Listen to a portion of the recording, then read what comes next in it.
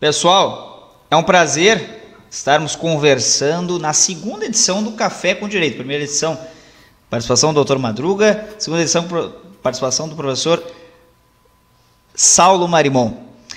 O Descomplica Direito, com essa ideia de conversas e debates, temos as lives e temos não só essas lives específicas, mas também o Café com Direito, que vem uma conversa mais ampla sobre temas genéricos. E a ideia é fazermos pelo menos, realizarmos uma vez por mês. E não seria diferente para tratarmos sobre esse tema que eu citei anteriormente, o Salvador da Pátria. Quem é mais antigo, não é o caso do professor Saulo, não é tão antigo assim. Quem é mais antigo deve se lembrar, ou pode assistir no canal lá da sua TV por assinatura, está reprisando a novela O Salvador da Pátria. Quem é que não se recorda do Sassá Mutema? E é eu, o Sassá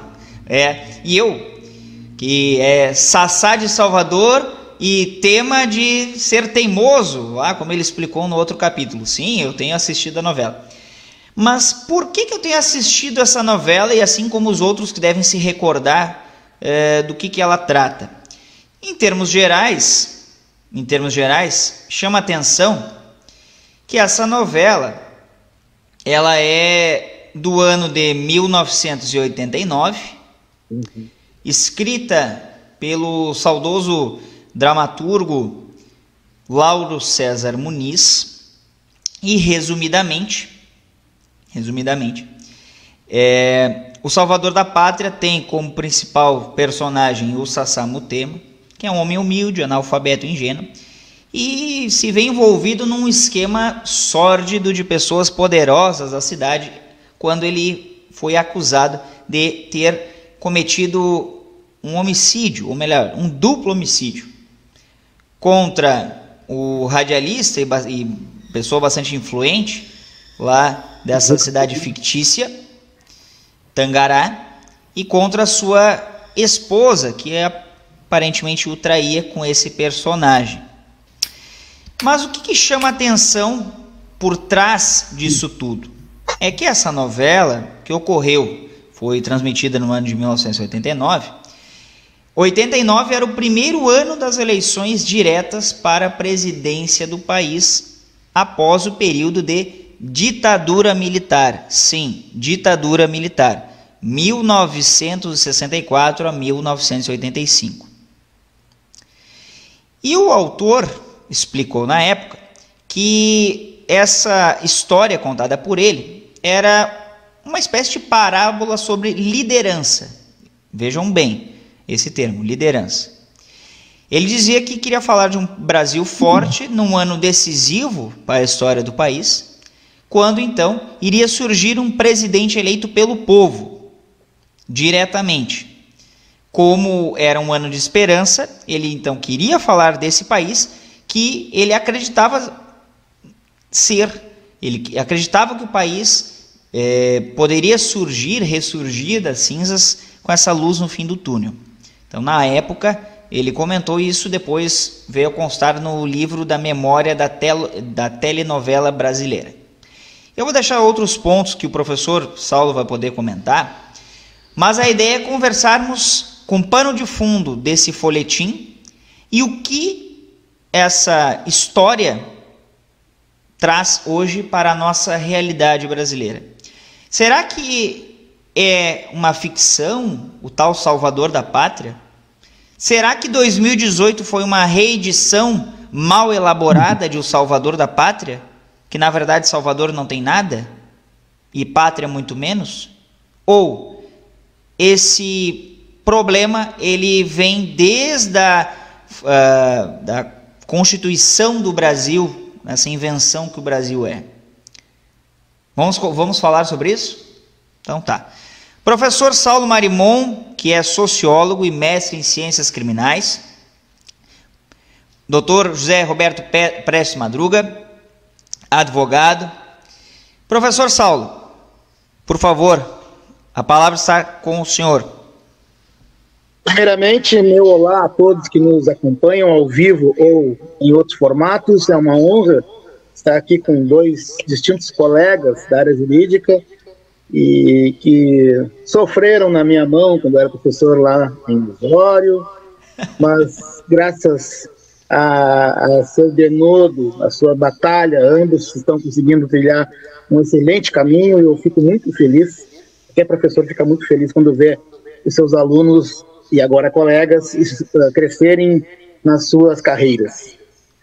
Procurando ser objetivo no que diz respeito à sua inquietação, Martinez, o Brasil, falando da proclamação da República para cá, né, basicamente dando um pulo histórico, ele sempre foi um país em que quem comanda visava manter esse poder, como foi na República Velha, e depois, com a ascensão de Getúlio Vargas, através de um golpe militar, e aí faço um pequeno parêntese, né?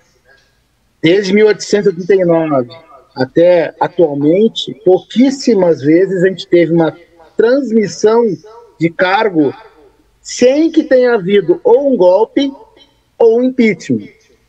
Para dar um exemplo básico, quando toda a República Velha foi uma eleição manipulada, com cabresto, com questão política, então não tinha voto sem uma vinculação obrigatória do coronelismo.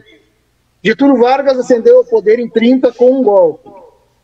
Depois ele se manteve até 45, ditador. Foi derrubado, eleito Eurico Gaspar Dutra. Getúlio volta em 50 pelos votos do povo, comete suicídio. E aí eu quero fazer esse detalhe.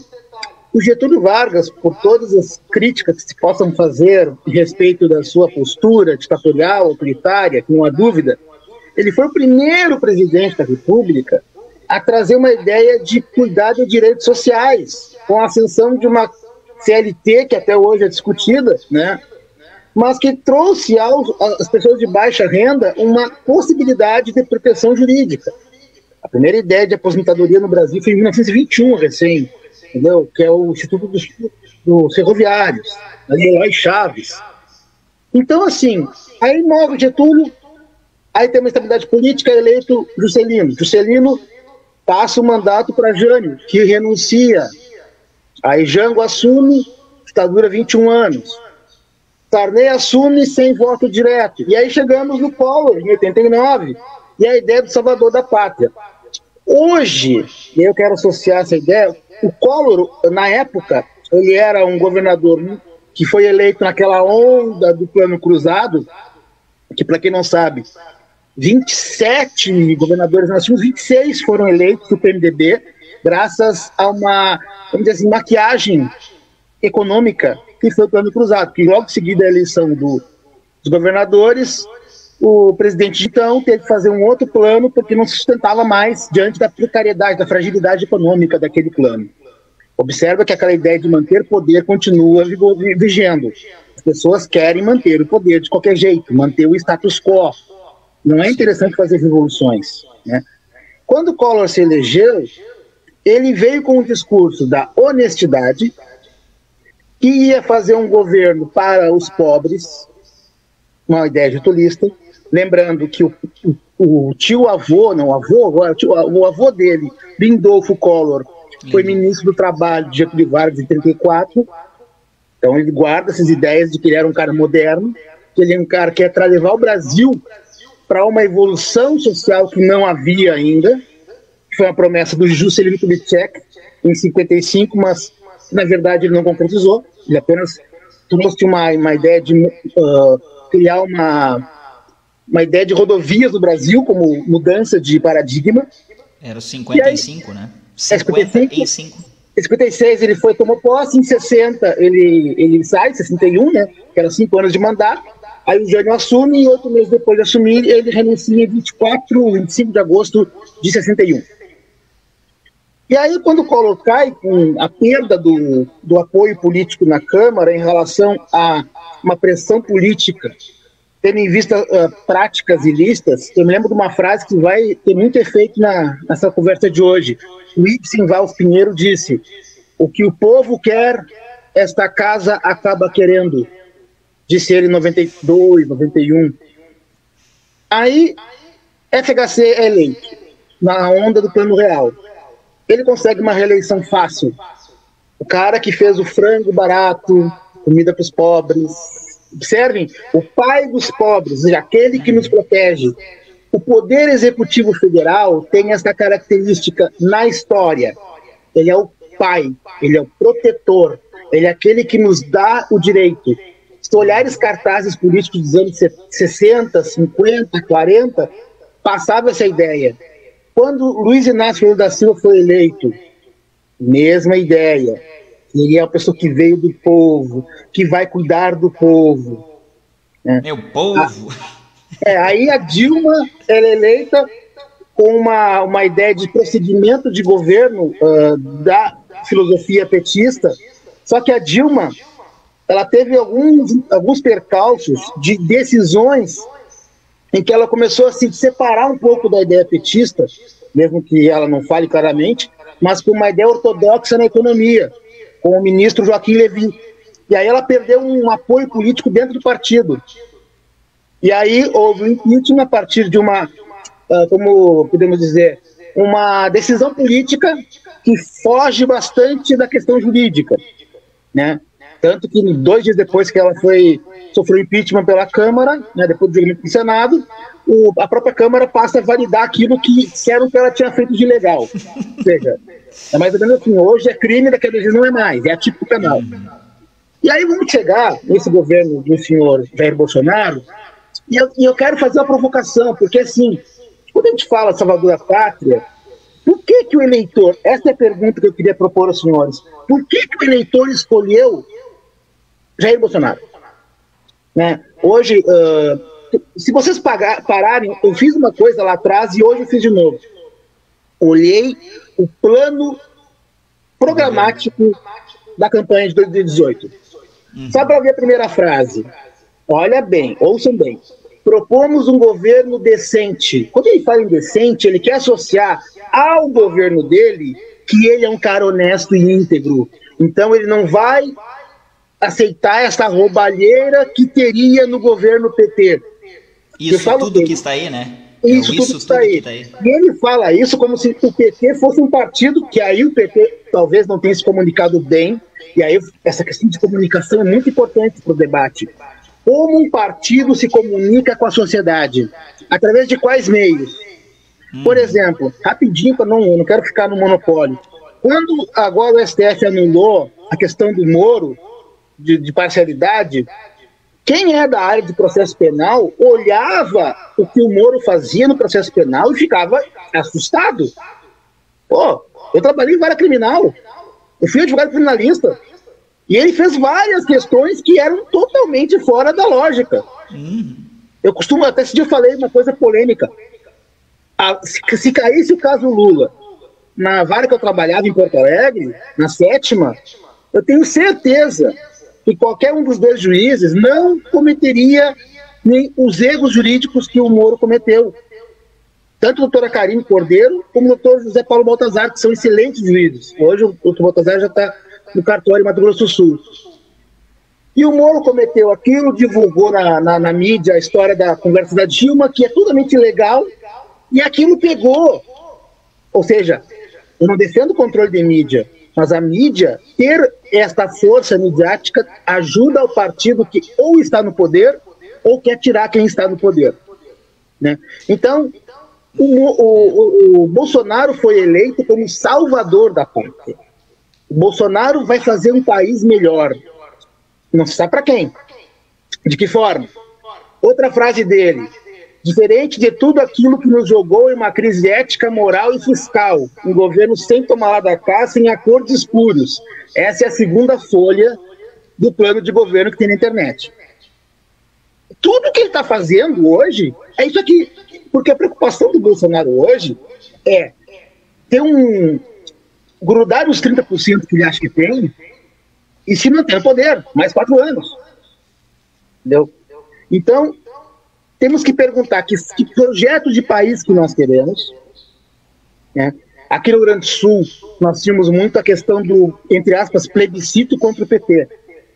Tanto que na última eleição foi o Leite contra o Sartori, que são de uma mesma, entre aspas, corrente de conservadorismo, de centro-direita.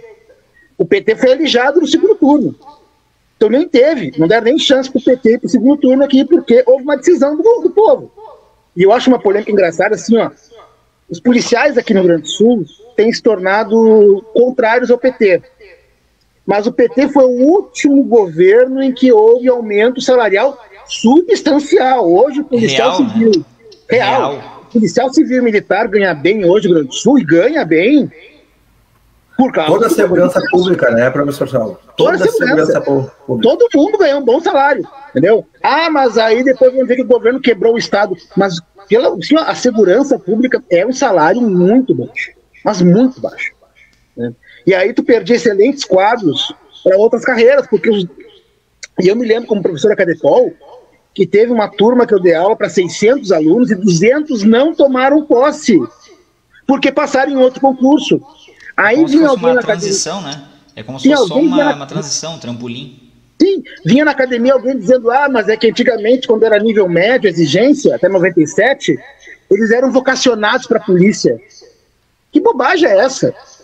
Ele é vocacionado, ele quer ter um salário que possa pagar suas contas. Sim. Então, só para fechar essa primeira parte aqui, para não ficar alongado demais, as pessoas olham para o Poder Executivo, especialmente o federal, e vem alguém que vai ajudar as pessoas. Eu vou deixar essa polêmica para daqui a pouco. Se o poder público funcionasse plenamente, de forma satisfatória, ninguém precisaria chegar no prefeito, ou num vereador, ou num deputado e pedir um favor do tipo: não arrumaram a lâmpada na minha rua. Tem que passar um saibro lá, uma patrola, porque está embarrada. Eu preciso levar meu filho em Porto Alegre, na ambulância terapia, porque ele está doente, eu não consigo uma ambulância, porque eu não tenho dinheiro no plano de saúde. Aí os vereadores, em alguns casos, é claro, acabam tendo essa ideia, tanto que em Porto Alegre tinha um albergue para pessoas ligadas de deputados que iam ficar nesse albergue e, obviamente, eles iam voltar para sua comunidade e dizer: olha, o deputado fulano deu toda a assistência em Porto Alegre. Ele é uma pessoa boa, ele me ajudou, que é o patrimonialismo de Raimundo Faoro, que em breve faria 100 anos se vive em 2025.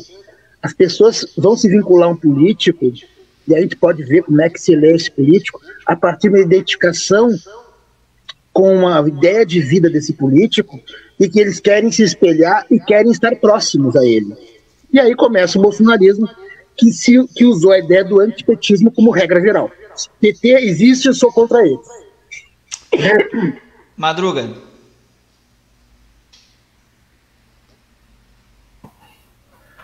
Então, boa noite a todos, boa noite, Carlos Martinez, boa noite, professor Saulo, sempre nosso professor Saulo.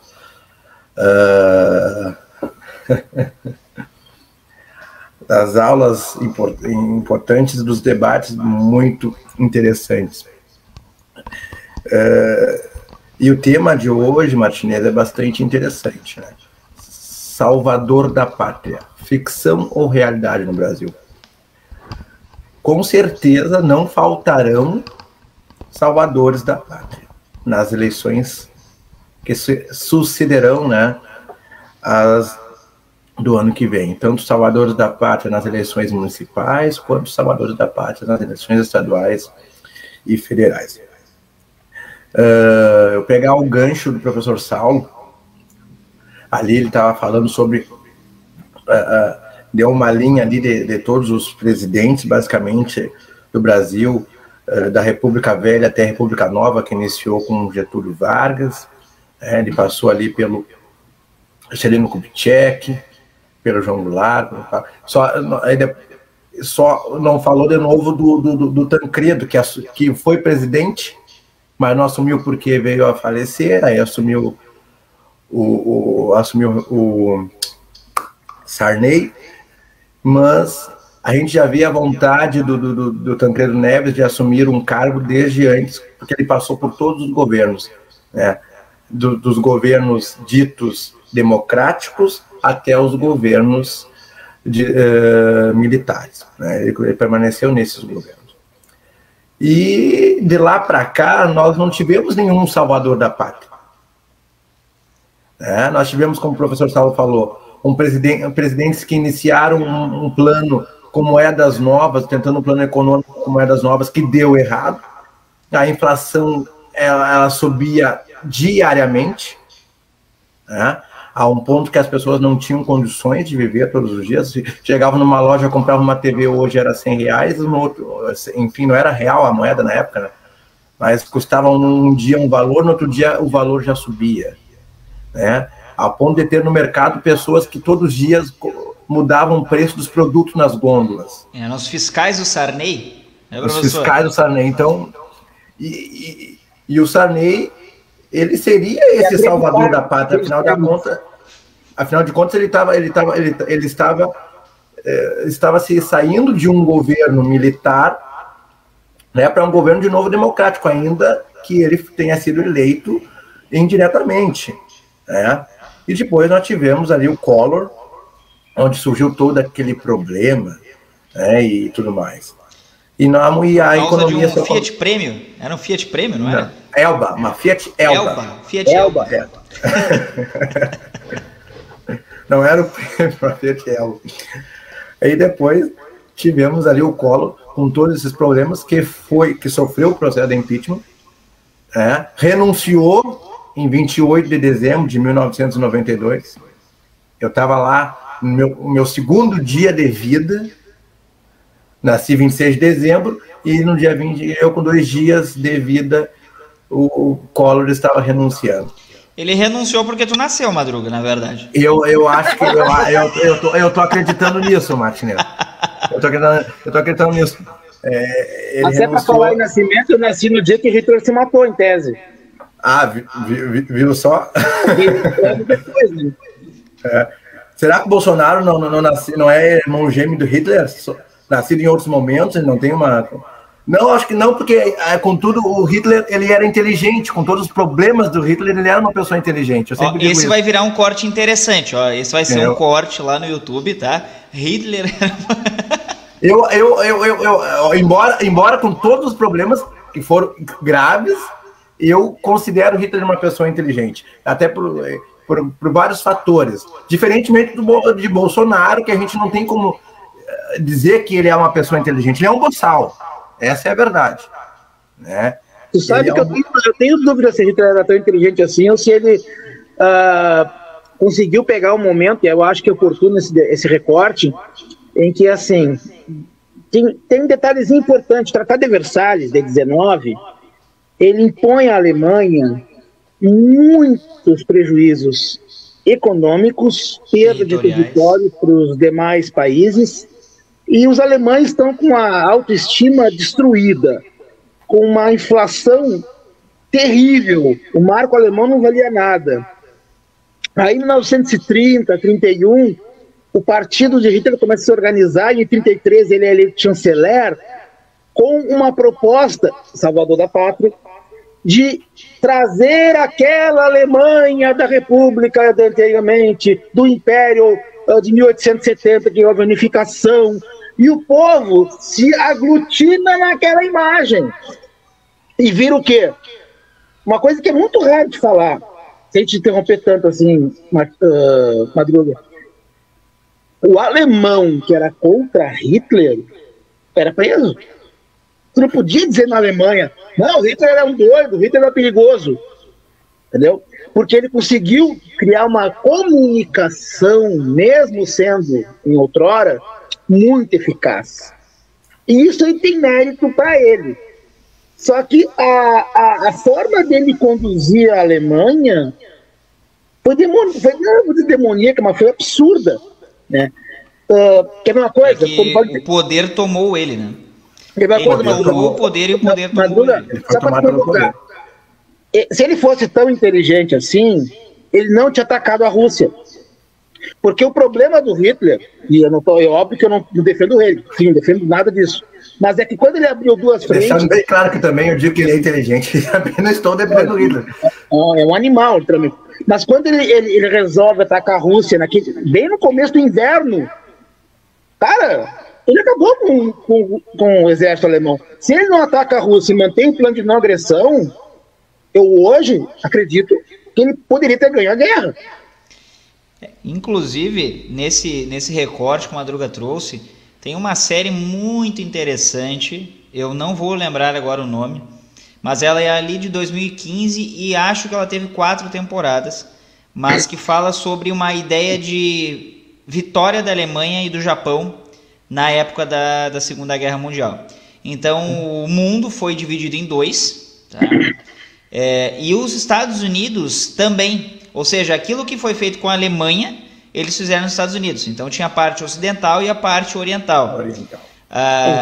E é muito interessante trazer esse recorte de como seria o mundo caso a Alemanha fosse vencedora, ou seja, os aliados fossem os vencedores, né? Aliados nesse sentido, né? A resistência, vamos dizer assim.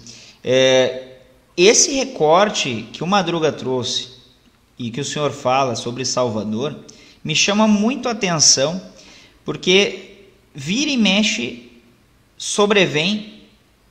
ressurge um Salvador. E antes que alguém aqui diga que nós estamos fazendo uma campanha antecipada para o Luiz Inácio Lula da Silva, não. Essa ideia de Lula também é equivocada. Porque se nós nos apegarmos sempre nessa ideia de salvadorismo, jamais terá um projeto de país.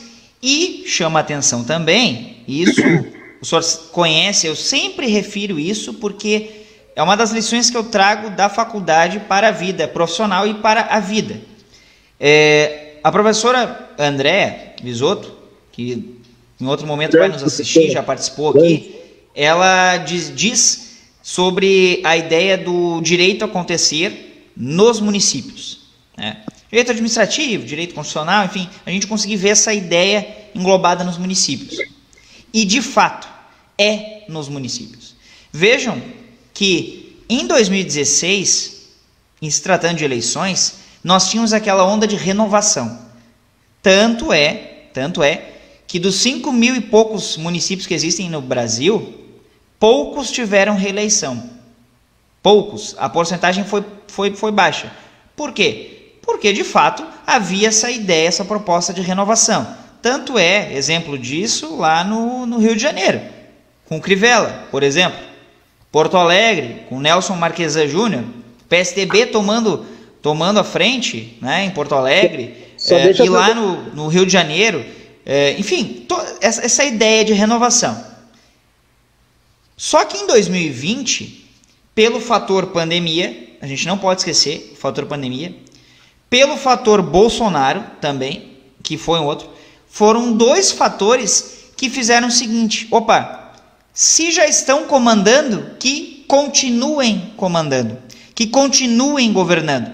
Tanto é que, se formos pegar o recorte que é feito pelo TSE todo final de eleição, passadas as eleições, nós tivemos um grande índice de reeleições. E fazendo um recorte ainda maior, professor Saulo, que reside em Porto Alegre, Madruga, que reside no litoral norte do Rio Grande do Sul, eu, que resido também aqui no litoral norte do Rio Grande do Sul. O recorte dessa região aqui é interessante porque ele difere, por exemplo, de Porto Alegre. Sim. Embora Porto Alegre também tenha tido esse retorno, né? Não de reeleição, mas um retorno a uma estabilidade governamental. Tanto é que elegeu o MDB, né, lá do Sebastião Melo. Mas esse recorte aqui, dessa região que a gente vive, de 23 municípios, ela traz algo bastante interessante. Reeleições e um grande enfrentamento aos reeleitos. Ou seja, é uma terceira onda. É uma terceira onda que não é nem Lula, nem Bolsonaro. A gente só vê Lula e Bolsonaro porque é o governo federal. Mas aqui no nosso chão, perto de nós, a realidade é muito diferente. Não só por questões de coligações, que a gente entrando na política, porque a gente vê coligações nos municípios que são absurdas, se for ver em nível estadual ou federal. Jamais aconteceria isso. Vamos dizer assim, são inusitadas filosoficamente falando. É verdade. Não, de fato. E trazendo também ao tema aqui da nossa conversa, salvadores da pátria. Eu fico pensando, como que salvadores da pátria são esses que já fizeram acontecer e são reeleitos? Então, ou seja, não tem pátria alguma a ser salva, porque talvez a política vai ser a mesma, né? O modus operandi será o mesmo. Então, na verdade, não é questão de pátria ser salva, mas as pessoas que vivem nesta pátria precisam de ajuda. Tanto que o projeto do atual presidente da República, principal nesse momento dele, é criar um Bolsa Família turbinado, que ele acredita que isso acarretará uma popularidade dele muito grande e vai tirar vamos dizer assim, o fato novo que o Lula pode trazer. Sobre o Lula, rapidinho. O Lula, eu tô verificando, vendo um pouco dele, e me parece que ele está muito mais focado em mostrar que vai fazer totalmente diferente do Bolsonaro do que de falar o que vai fazer, né? De apontar. Bom, ele está fazendo a mesma coisa que o Bolsonaro em 2018. Bem provável. Não esquece que o Bolsonaro, quando se elegeu, teve toda a circunstância da prisão do Lula naquele ano, em 7 de abril, né? Que alijou da facada. A facada lá. Mas o fato é o seguinte: o Bolsonaro, se tu olhar o plano de governo dele, o projeto dele de governo, e se tu olhar o que ele quer fazer, ele queria passar para as pessoas. Por isso que eu discordo um pouco do Madruga. Eu acho que todos querem tentar mostrar serem aquele pai, aquele protetor, que você pode confiar. Então ele queria mostrar que ele era uma pessoa de família, que ele era uma pessoa cristã, que ele era uma pessoa temente a Deus, para poder conquistar o maior séquito possível de seguidores e, com isso, ter uma perenização no seu grupo. Ou seja, ele quer conquistar os seus 30%, que no segundo turno contra o Lula não serão suficientes. E aí ele vem com a ideia do voto impresso, que, com todo o respeito que merece quem pensa o contrário, além de, na minha visão, ser contra a Constituição da República, é inútil. É um gasto processo, né? Não, absurdo, entendeu? Mas não vai ter o nome do eleitor. Mas assim, vai chegar no interior, o cara vai lá, vai imprimir e botar numa caixinha do lado da impressora, aí o outro vai dizer: em quem tu votou? Professor, ocorre voto de cabresto com a urna eleitoral, professor, urna eletrônica. Ocorre! Sem haver a impressão sessões eleitorais com urna eletrônica. Imagina voto em cédula impresso, no caso. Eu ouvi falar, não presenciei, que uma pessoa num certo município queria ser vereador e tirou acho que R$1.000 em notas de 10, recortou a nota e deu para o eleitor a metade da nota. Se ele provasse que tinha votado nele, dava a outra metade. Mas daí respondia um processo crime, né? Respondia um processo crime depois, porque ia tirar uma foto na frente da urna. Sim.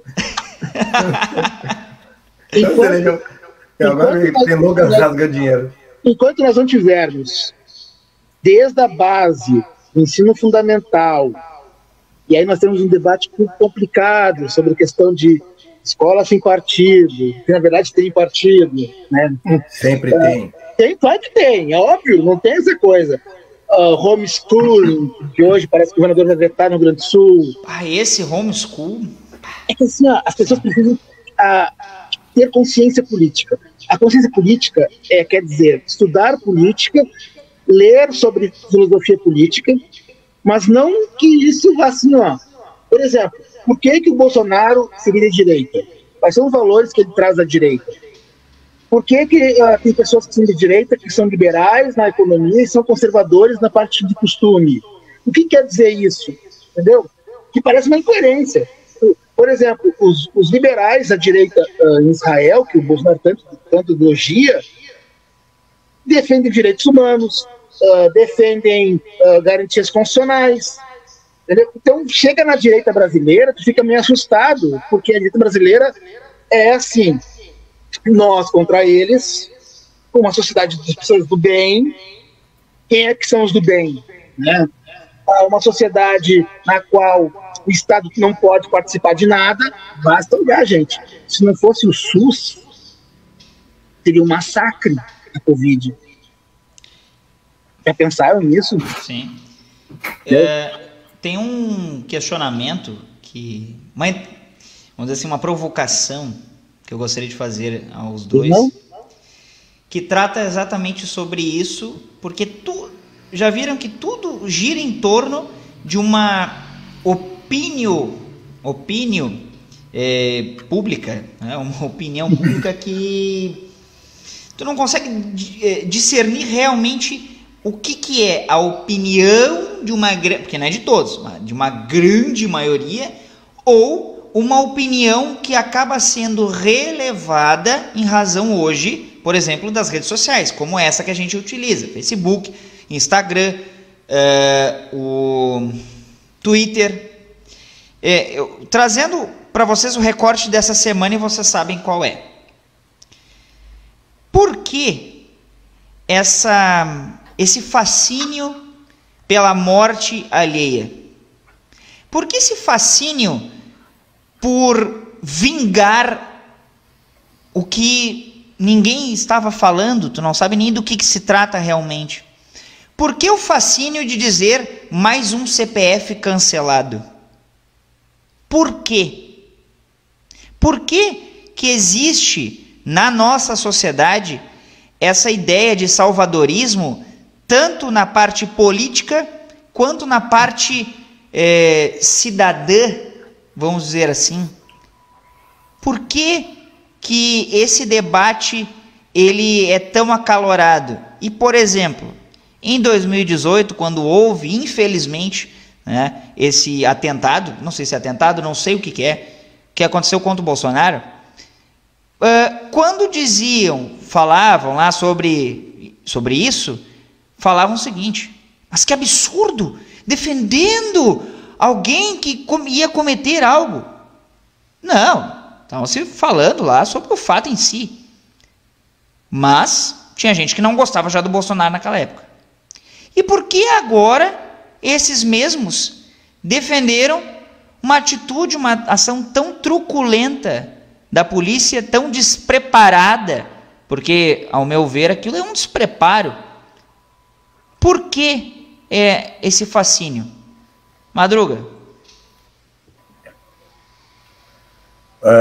Martins, é importante a tua colocação, e a gente tem que ficar preocupado quando essas coisas ocorrem, né? Primeiro, parece que todo mundo que se coloca contra a operação, como o modo como ela ocorreu, são pessoas que estão erradas, estão equivocadas, têm uma ideia pequena do que está acontecendo, né? Segundo, que antes que haja qualquer tipo de manifestação, já vamos dizer, lá vem os protetores dos direitos humanos. Queria ver se fosse a tua filha, a tua mulher, que fosse estuprada na frente do fulano, enfim, qual que seria a tua reação? E eu sempre digo, toda vez que a gente se coloca contra uma situação como aquela, a gente está se colocando contra em razão do todo. Porque se fizeram aquilo com aquele rapaz que estava a imprensa nacional toda cobrindo aquela reportagem, cobrindo o que estava ocorrendo, se fizeram aquilo contra aquele rapaz, o que não fariam com uma outra pessoa? Aliás, quando se justifica aquilo, está se justificando a barbárie. E aí eu concordo com os outros policiais, com alguns policiais militares que disseram que operação boa é aquela onde o procurado ele sai vivo para responder pelos crimes que cometeu. Essa é a operação de sucesso. Quem sou eu, quem é tu, professor Saulo, para dizer se alguém tem que morrer ou não? Isso não sou eu que tenho que dizer. Aí, para que servem as leis? Nós vamos voltar de novo à lei a lei italiana, olho por olho, dente por dente? A vingança privada, né? Entendeu? A gente tá justificando a barbárie. E a gente não pode. Nós não devemos. Foram quase 40 tiros, e o modo como se jogou o corpo do rapaz dentro da ambulância, como se tirou, e se ouviu o rapaz gritando, e os policiais aplaudindo, os policiais rindo e sorrindo. Aquilo é barbárie. E assim, eu tenho medo. E eu tenho medo que é verdade, porque nós estamos criticando as mortes e as operações policiais nas favelas do Rio de Janeiro e em outros lugares. O grande número de operações que todo dia elas são mal sucedidas. Quando que a polícia sobe, enfim, matam 20, 30, 15, enfim. E aí a gente continua a justificar a morte de uma pessoa. Ah, mas ele cometeu crimes. A gente sabe que ele cometeu crimes. Nós não estamos defendendo os crimes que ele cometeu em momento nenhum. Não. Alguém aqui disse que ele era inocente. Mas o que a gente defende é que a justiça faça o seu trabalho. As leis existem para isso. Tecnicamente, a gente nunca vai saber se ele era culpado. O Saulo, várias vezes, tem a barbárie. Nunca nós vamos saber. Mas como o Saulo, a polícia militar é o limite entre a barbárie e o Estado de Direito. Nós estamos rompendo esses limites. Diariamente. Isso é bastante preocupante. Diariamente. Não fora disso, e eu gostaria de ouvir daqui a pouco o professor Saulo já, não só na vida concreta. No meio virtual, nós rompemos esses limites todos os dias e a quase todo momento. Martinez, só para eu concluir, que seria bastante interessante que ele saísse vivo dessa operação, porque ele foi pego com dinheiro. Sim, e ele comia, ele tinha acesso a munição e a armas. Alguém forneceu isso para esse rapaz. Favorecimento. Ele teve um favorecimento. Quem é que fez isso? Quem ajudou ele durante esse período todo que ele estava fugindo? Ele foi favorecido por alguém. Então existem pessoas por trás dele. Um outro ponto também interessante nesta história é que, se ele era tão perigoso quanto dizem, por que ele foi para um presídio normal e não foi encaminhado para o presídio de segurança máxima? que ele teve uma fuga talvez facilitada. Então, a gente... são várias coisas que tem que ser debatidas nesse episódio. Será que não houve ali foi mais uma queima de arquivo? Madruga. Pode falar. Madruga, já começa mal quando a Defensoria Pública pede para que, caso ele seja detido, ele fique em cela separada, e a Justiça diz que é inoportuno fazer isso. Ora, como assim inoportuno? O que você quer dizer com isso, doutor? Eu quero recomendar um livro muito difícil, um autor muito complexo, chamado Michel Tiolen, que ele fazia a pergunta: opinião pública não existe. Porque, assim, na verdade, vou dar um exemplo bem banal. CPI, a CPI da Covid. Quem assiste a CPI hoje se divide em dois grupos. Os que acham que a CPI nem deveria ter existido, para o Bolsonaro trabalhar em paz, e o outro grupo que quer saber a verdade. As pessoas hoje, elas acabam se posicionando. Mas elas se posicionam a partir do que ouvem, do que assistem. Aí que está. Quem passa para essas pessoas o que está acontecendo é a mídia. Se você assistir, por exemplo, eu assisti o caso Mensalão, 52 audiências, vi todas. Então eu vi como é que foi a coisa. Mas quem vai escrever sobre isso, vai contar o que viu. Por isso que eu sempre falo, não leia um livro, por exemplo, assim, dos pensadores, que é alguém que separou uns textos sobre uma pessoa. Leia uma pessoa na origem. Na pessoa. Na Senão íntegra. tu vai ler o que o outro disse, que o outro achou bacana. E aí, para chegar no Lázaro, é meio polêmico o que eu vou propor agora, mas eu vou ter que falar sobre isso. Ele pegou, ele resistiu e foi executado com 125 tiros deflagrados. Não tem polícia. 39, são 125. Não, 38 atingiram ele, mas 125 foram deflagrados. Pouquinho, tá? Né? Pouco, não foi? Foi pouco. Agora, deixa eu provocar os senhores com uma questão séria. Porque, assim, ó, muitas pessoas que, quando a gente fala assim, o que nós devíamos fazer com Lázaro? Dar os direitos que ele não deu para as vítimas.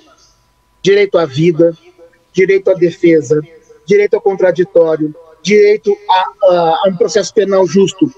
Porque o que nos diferencia do século XIII, XII, Idade Média, é isso. Ou seja, o Estado foi criado, essa ideia de prisão, para humanizar a prisão, para tirar do corpo, como diria Michel Foucault, do suplicado e passar para o controle disciplinar, que é o que nos norteia até hoje, a ideia de disciplina e controle, que Michel Foucault falou bem no livro Vigiar e Punir.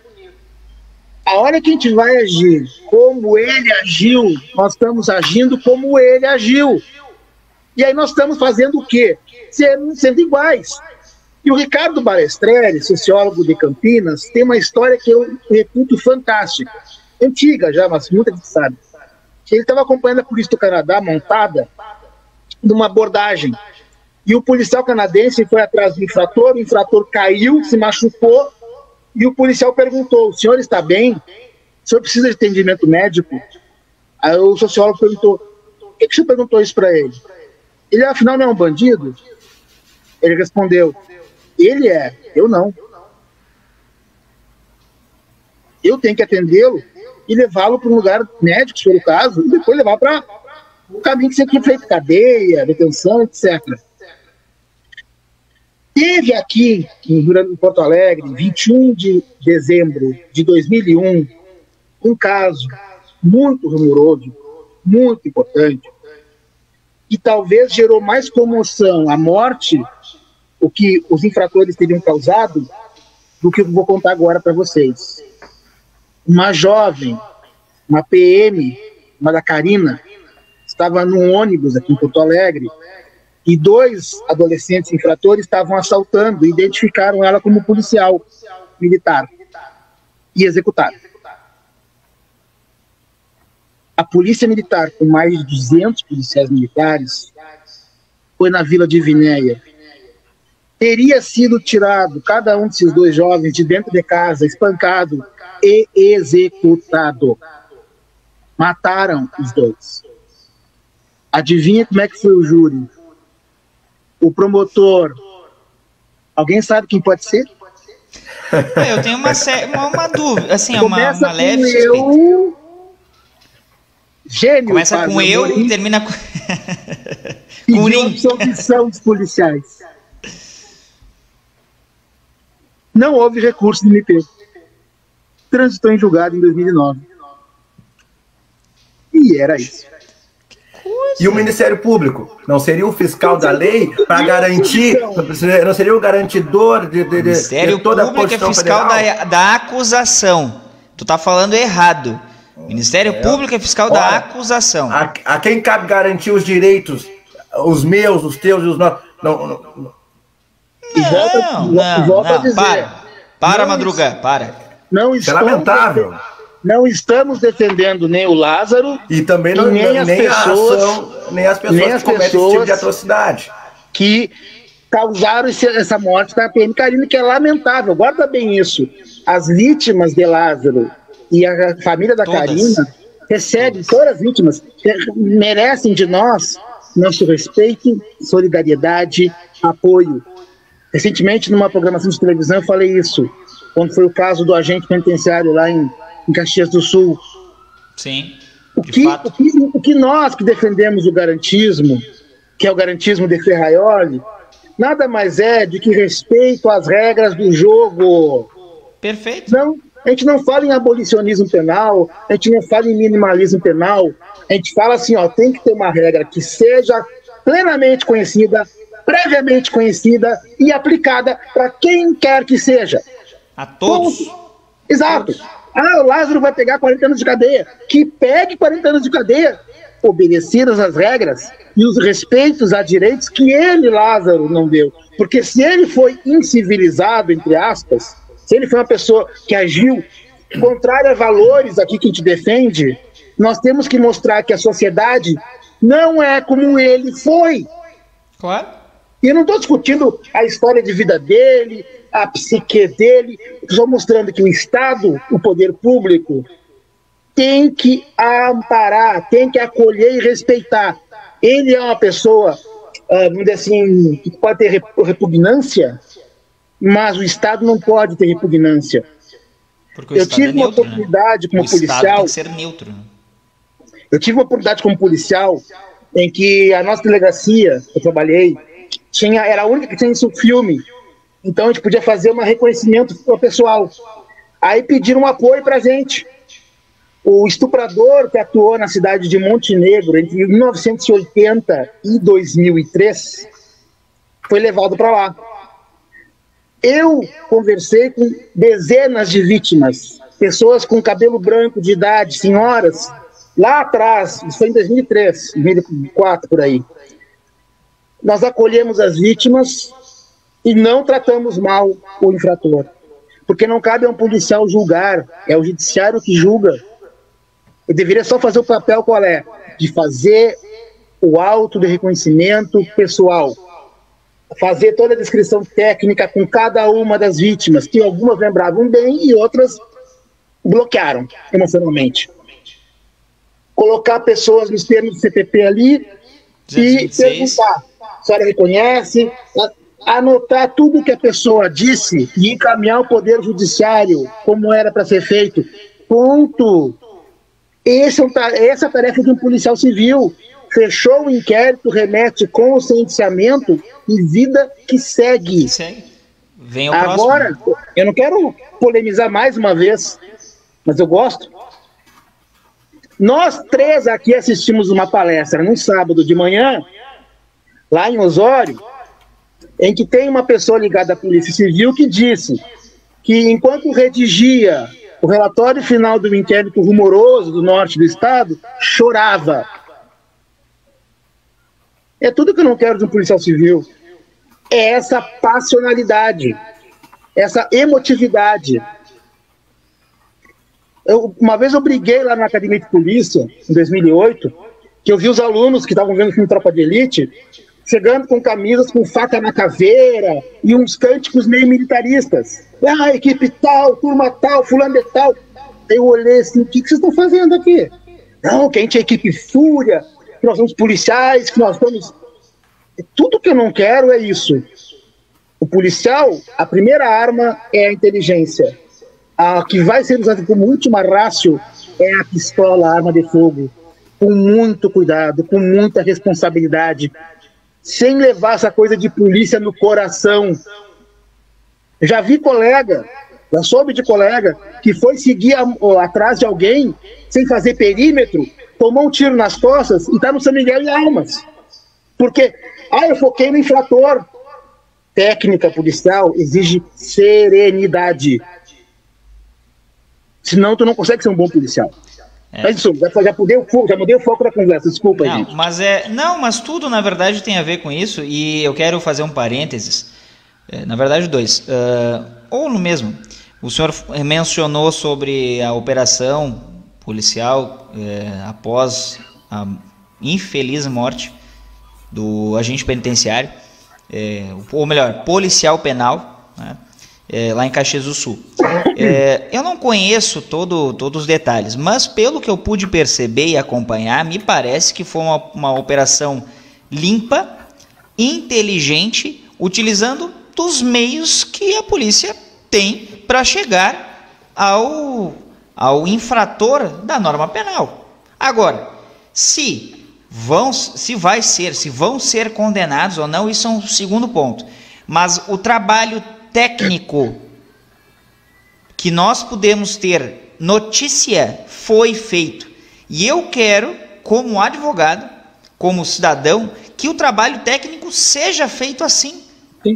Para que então, no devido processo que vai ser instaurado, eu possa, assim como o Madruga, qualquer outro colega, enfim, o defensor público, qualquer um de nós, possamos defender na regra, utilizando a regra, que a regra foi utilizada e nós possamos utilizar essa regra. E que a pessoa esteja viva, para poder se defender e ser condenado ou não. Isso é o que nós pregamos. E é isso que deve ficar muito claro. Ninguém vai ser salvador se matar alguém. E fazendo a remissão, nesse sentido, ao caso que a gente estava falando do Lázaro, se havia uma investigação em andamento, que agora estão dizendo que então havia um grupo de fazendeiros que então pagava para que ele fosse um matador de aluguel, já cai por terra a hipótese dele ser um serial killer. Ele não tinha uma forma pessoal de agir, ele era pago para fazer assim. E como é que o cara vai ser ouvido agora se ele está morto? Como é que vão dirimir essa eventual dúvida se o cara está morto? Como é que vão desbaratar, como gostam de utilizar esse termo, esse grupo criminoso que age ou agia nessa região do país? Como que isso vai acontecer? De que forma não vai? E aí nós temos remissão à novela. O Salvador, Sassá Mutema, ceifando, entre aspas, porque não foi ele, dando um spoiler, mas a vida de Juca Pirama, que era envolvido lá com a narcotraficância, mas era um expoente muito forte da política local. Vejam que é tudo muito intrincado, e por isso os salvadores, sejam da política, sejam das polícias, sejam do judiciário, sejam do Ministério Público, da advocacia, de qualquer, não dá certo. Quando o senhor fez a remissão ali ao Moro, eu lembro perfeitamente como se fosse hoje. Projeto de pesquisa do mestrado, e eu lá coloco fazer uma análise e um contraponto de como havia uma interferência, não uma interferência, mas uma correlação entre a opinião social ou que passavam na sociedade nas sentenças judiciais envolvendo o caso, como é que é o nome?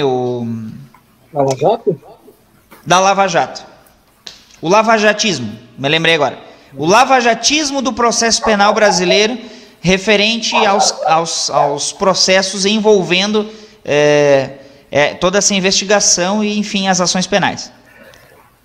Não, mas isso não é possível. Nós não vamos conseguir delimitar que há cientificamente isso. E eu fiquei pensando, pois é verdade.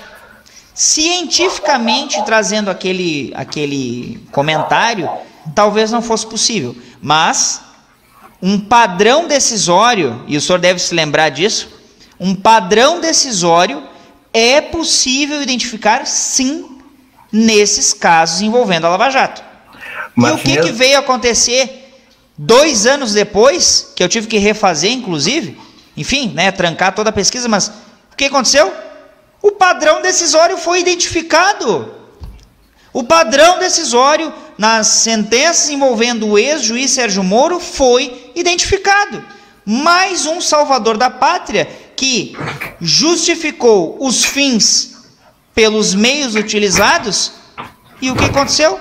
Se o Lula ou qualquer um outro envolvido na Lava Jato, de qualquer partido político, ou até mesmo sem partido político, foram anuladas as condenações, envolvendo, claro, acho que, não sei se foram 2 processos, agora não vou me lembrar, que ele sentenciou.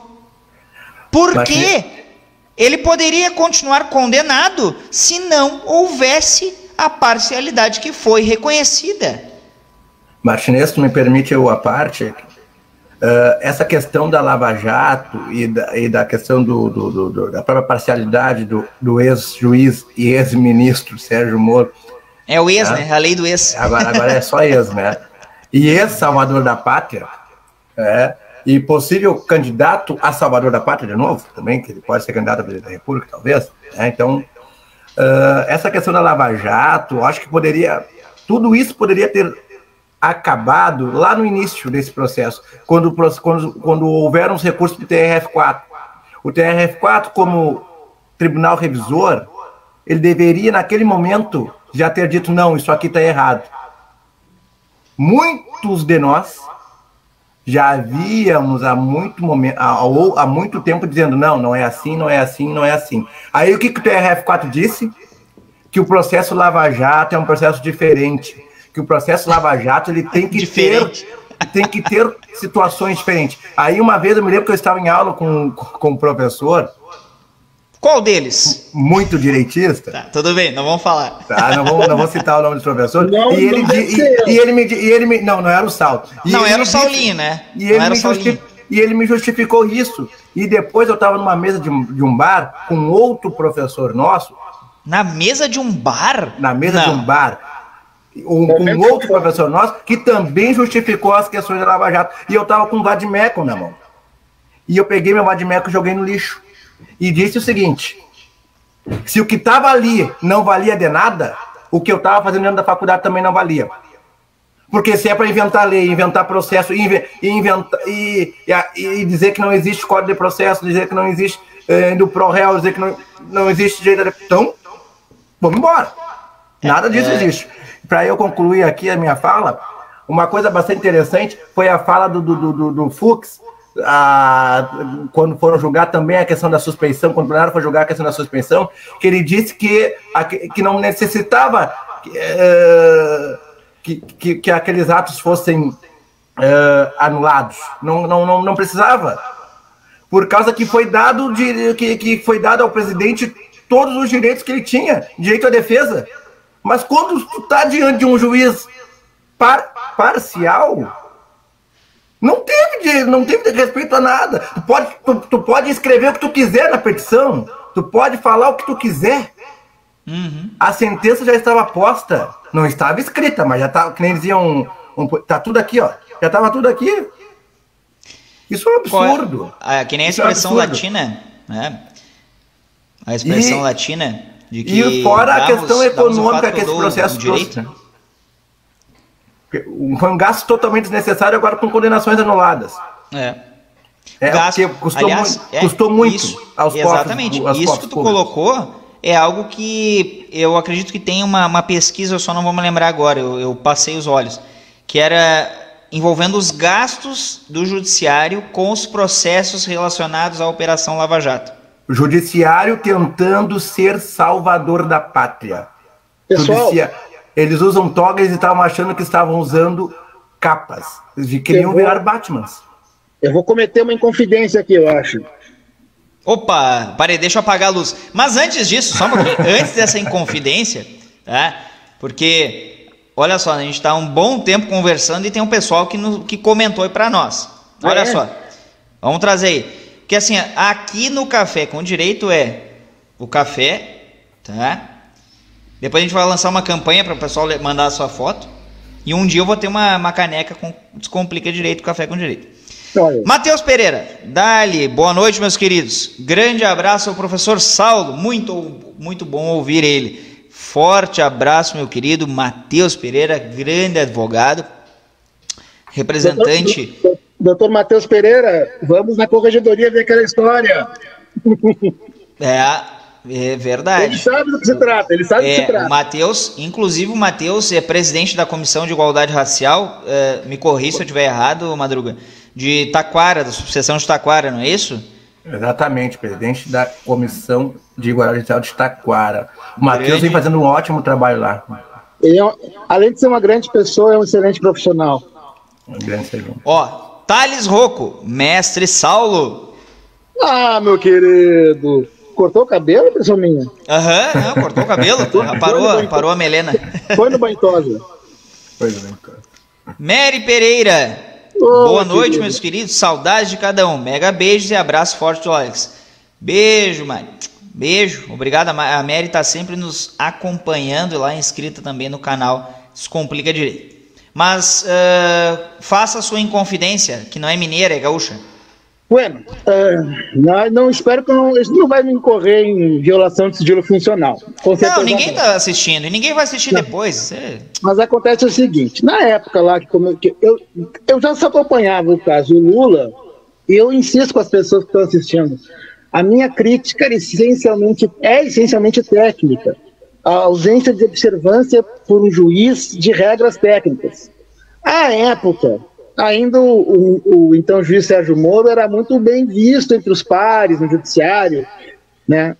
E em maio as varas federais têm a inspeção judicial, que a corregedoria vai lá, etc. Tudo muito tranquilo. E aí eu perguntei para o corregedor, no final da inspeção, se havia algum tipo de, vamos dizer assim, queixa na corregedoria contra o Moro. Ele, não, o Moro é um excelente juiz, não tem nada não.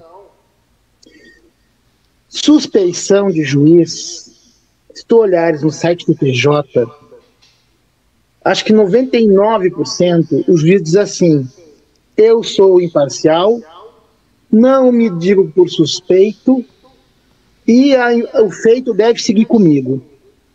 E o tribunal, em 99% das vezes, vai dizer, sim, o juiz é imparcial.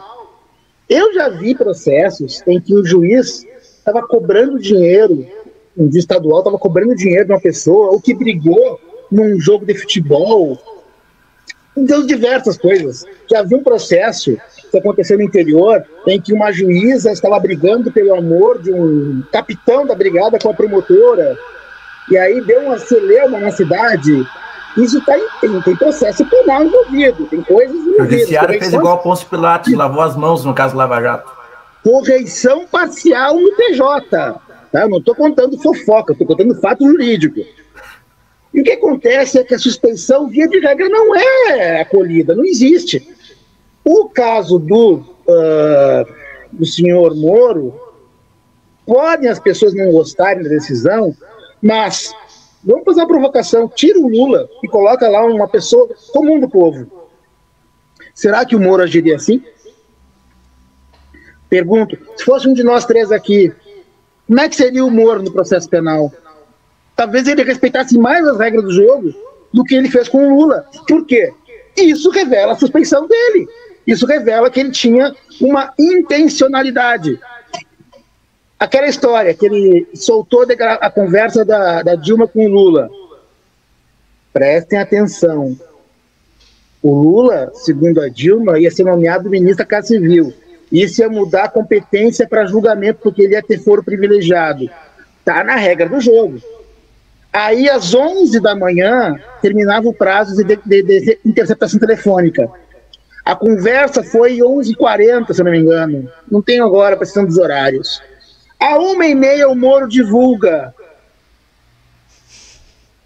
uma conversa que, segundo ele, a sociedade tinha que saber. Eu trabalhei em vara criminal. Nós nunca divulgamos conversas telefônicas. Não se faz isso. Foge a técnica. Aí o Teori Zavascki passa uma carraspana no Moro, critica o Moro, tanto que ele começou a fazer assim com o Moro. Agora, quando houver menção a alguém com foro privilegiado, você manda para mim que eu vou analisar. Que é o óbvio, com todo respeito aos juízes federais. A hora que tem no processo penal uma menção... É que essa aula o Moro tinha faltado. Gente, eu não quero entrar em detalhes, mas teve um processo penal, uma inquérito policial nosso, onde eu trabalhei, que houve uma menção do deputado federal. E a Polícia Federal tinha pedido a prorrogação da interceptação telefônica. Ora, o que a juíza com quem trabalhei fez? Corretamente. Para tudo, manda para o pretório Excelsior. Eles que resolvam. Não acolheu o pedido da Polícia Federal de prorrogação, E assim, ó, eu não vou incorrer em prática criminal. Eu ouvi a conversa e a conversa não tinha nada de ilícito. Mas tinha uma menção, né? Não, de um vereador e um deputado que lá conversando sobre política, mas nada. Sim. Voltou 12 meses depois voltou da STF dizendo, segue o jogo, não tem nada a ver. É o VAR processual. Né? Mas aí nós tínhamos uma garantia constitucional de que não havia nenhuma ilegalidade. De fato. Os advogados criminais sabem nessa área. A gente pode semear uma nulidade para colher uma absolvição. Uhum. Entendeu? Os antigos falam muito ainda. De fato. Se a juíza segue nessa toada, o processo ia ser anulado em desfavor dessa situação. Ela agiu, insisto, corretamente. É difícil um juiz agir corretamente? Claro que não. É óbvio que não. O que o Moro fez, tanto no Banestado lá atrás, como no caso do Lula, foram regras que ele inovou. Só que assim a sociedade queria, tanto que tem em 2018, tinha um boneco do Moro com um uniforme de super Moro, o salvador da pátria. Exato. Existia o Código Penal e o Código Moro. Não, da República de Curitiba. Eu tenho uma ideia de escrever um livro que é o chamado Processo Penal Moroniano. Eu quero pegar todas as decisões e sentenças dele e analisar tecnicamente, insisto. Eu não tenho interesse em outra coisa. Eu como sociólogo e pesquisador e professor, a minha ideia é trazer um fato, interpretar e analisar e passar para as pessoas a impressão que elas pensem que bem entenderem. Entendeu? A pessoa do Sérgio Moro, a mim, não me interessa em nada. Eu me interesso pelo fato e pela questão de se for técnica. Né? Exato, né? É isso que o pesquisador, um sociólogo faz. De fato. Não vai fazer aquilo de bandeira, vai fazer aquilo de análise. Uhum. Eu falei demais, desculpa. Para a gente encerrar, eu queria que a gente pudesse fazer um recorte, mesmo que breve, mas fizéssemos um recorte com essa realidade que a gente vive, que eu mencionei lá antes, que é a realidade dos municípios. Tá? Essa realidade trazida da novela, ela é vista hoje ainda nos municípios que nós vivemos. Sejam eles os maiores, sejam menores, e acho que até em especial nos menores. Tá? Menores eu não quero dizer menores em expressão, mas menores às vezes em território, menores em economia, mas são menores. Né? Merece nosso respeito sempre. E o que a gente vê hoje, inclusive aqui, uma realidade que eu vivo, é uma situação bastante interessante didaticamente falando. Por quê? Nós vemos diversos salvadores, tá? E comissões de investigação, comissões processantes, que fazem remeter a uma legislação, por exemplo, lá da década de 60. Né? Uma legislação da década de 60 que trata sobre cassação de prefeitos. Mas vejam só como é interessante isso. A disputa narrativa, hoje com as redes sociais, ela ganha uma força tão grande que mesmo o direito ele é questionado. Por que a gente tem, principalmente nessa realidade que a gente vive, pequena, né, nos municípios que a gente vive, nas cidades, por que esses salvadores, por que isso é tão alardeado? Por que há esse fascínio tão grande também com aqueles que vêm colocar que fizeram o melhor, que eu estou sendo injustiçado agora? Por que esse fascínio tão grande? Do ponto de vista, que a gente fala bastante do direito, mas do ponto de vista sociológico, talvez até antropológico, eu acho que seria mais o caso, mas por que isso, professor? Em 89, nós tínhamos 2 candidatos que, não importa se você é uma corrente, você vai dizer que eram candidatos honestos e que tinham propostas políticas, que eram Mário Covas e Ulisses Guimarães. Ambos tiveram uma votação pífia, não obstante uma vasta experiência política e, pelo menos, acho que dá para dizer que ambos tinham valores que acho que algumas pessoas da sociedade admiram. Por que Collor foi eleito? Jovem, inovador. Então a pessoa quer se espelhar nessa pessoa. Ele quer, e a pessoa assim, tem um problema muito sério na votação, que as pesquisas de boca de urna, pesquisas de intenção ali da véspera, elas acabam tendo um probleminha. O povo brasileiro, o eleitor brasileiro, ele tem um perfil que quer ser vencedor. Ao menos o meu candidato ganhou. Então ele vai votar em quem tem chance, o voto útil. Eu vou votar de repente no candidato X lá, que está lá em quinto, porque ele tem uma boa filosofia política. Eu não, eu vou grudar no outro que está ganhando. Então a migração eleitoral pode ser, acho que até de 15%, pelo menos eu deduzo, do sábado para o domingo. E vai ser eleito aquele que tem, entre aspas, uma aceitação das pessoas. Ou seja, aquele que fala o que os outros querem ouvir. Vende bem o seu peixe. Chacrinha dizia, quem não se comunica, se trubica. Silvio Santos ia ser eleito presidente em 89, se não tivesse feito algumas dificuldades eleitorais. Porque eles comunicam muito bem, comunicavam muito bem. Não quer dizer que seja o melhor candidato. Então, o processo de maturidade do nosso eleitor, ele vai demorar muito tempo para acontecer. Os americanos, só para mostrar um lugar que tem 200 anos de eleições, e votaram no Bush, que era um péssimo candidato.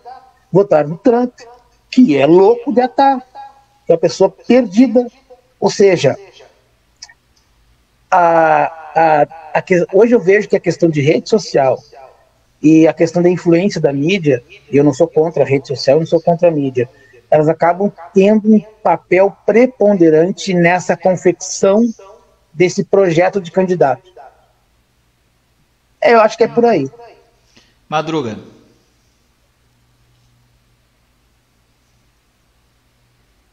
Bom,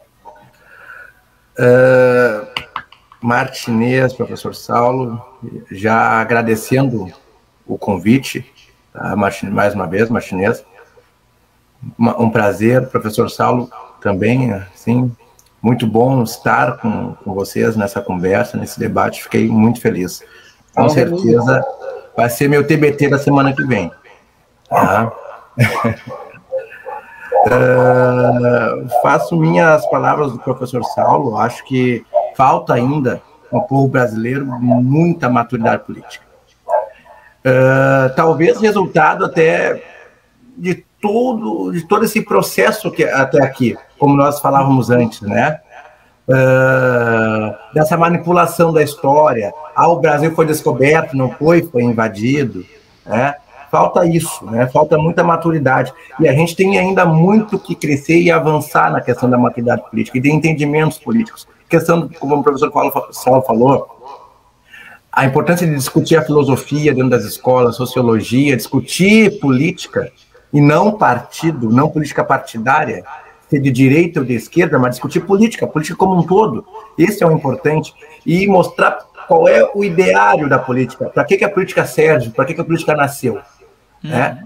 E talvez, se nós trouxéssemos essa discussão à baila nas escolas, desde o início, né, a gente talvez estaria vivendo um outro momento, né? Nem disse o professor Saulo ali. Os americanos conseguiram eleger o Bush e o Trump, e nós conseguimos eleger o Bolsonaro. Então olha o quanto de maturidade política falta. Nós elegemos não por quase uma questão muito, muito óbvia.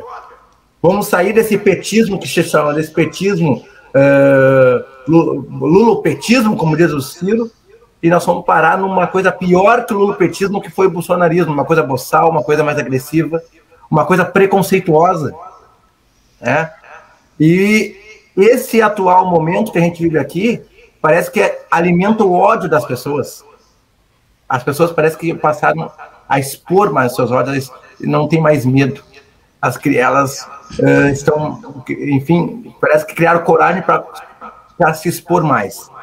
Né? Isso tudo é falta de maturidade política, falta de muita coisa. A gente ainda tem muito que avançar. Para o nosso encerramento aqui, evidentemente que eu quero agradecer a ambos pela participação, pelo convite. Espero que nas outras edições do Café com Direito vocês possam participar para que a gente volte a discutir sobre outros temas.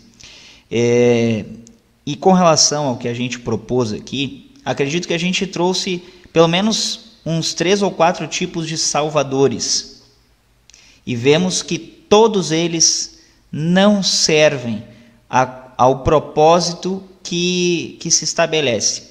Eles podem até dar algum resultado no início, mas eles não se sustentam porque seja o país, seja o estado, seja o município, não precisa que tu seja um salvador. Precisa que tu exerça a tua cidadania, que tu aponte e faça a fiscalização, como muitos fazem, fiscalização dos atos dos gestores, que façam a fiscalização efetiva e muitas vezes até sobreponham-se em algum momento ao fiscal da lei, que é o próprio Ministério Público, que deveria fazer o seu papel, e isso é muito importante. E trago a discussão sobre essa realidade local que a gente vive, porque é nos municípios, de fato, que essa fiscalização e o nosso papel cidadão deve ocorrer.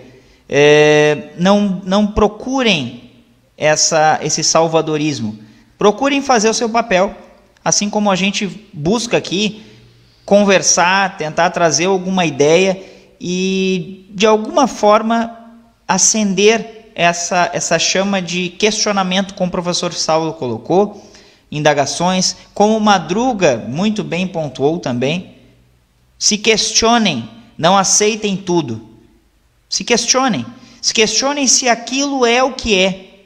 Não se deixem levar por uma retórica, muitas vezes, seja com palavras mais rebuscadas ou mesmo com erros, não interessa. Não interessa. Isso faz muita diferença. Questionem e tirem então suas conclusões. Pessoal, agradecemos pela participação de vocês, de todos que aqui nos assistiram, que vão nos assistir posteriormente. Não se esqueçam de se inscrever lá no canal do Descomplica Direito, no YouTube, no perfil do Instagram, @DescomplicaDireito01, e também nos sigam no podcast Descomplica Direito, no Spotify e em outras plataformas semelhantes a essa. Boa noite a todos e a todas, forte abraço e até mais. Boa noite.